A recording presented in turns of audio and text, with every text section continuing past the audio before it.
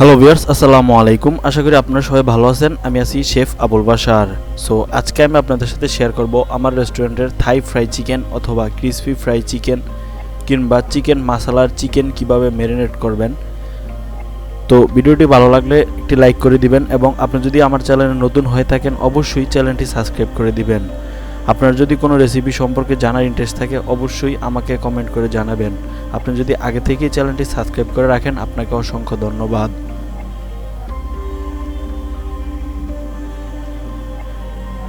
তো chicken marination করার জন্য সর্বফার্স্টে নিয়ে নিয়েছি চিকেন, লাল মরিচ পেস্ট, ধনিয়ার গুঁড়ো,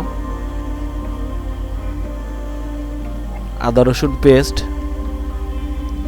ও জিরার গুঁড়ো।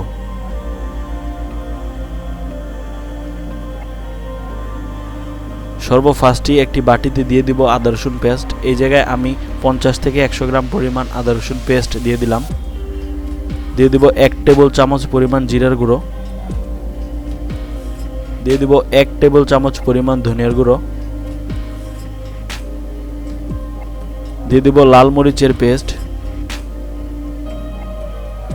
দিয়ে দিব পরিমাণ মতো লবণ, দিয়ে দিব সয়া সস 5 থেকে 10 গ্রাম পরিমাণ,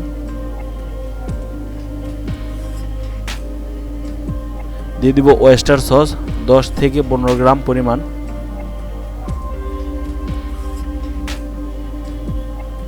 দিয়ে দেব ম্যাগি সস 5 থেকে 10 গ্রাম পরিমাণ,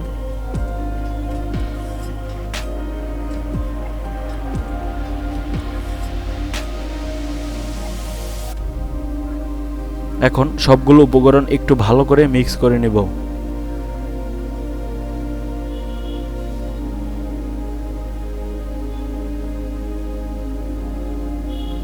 দিয়ে দিব লাল মরিচের গুঁড়ো 1 চা চামচ পরিমাণ,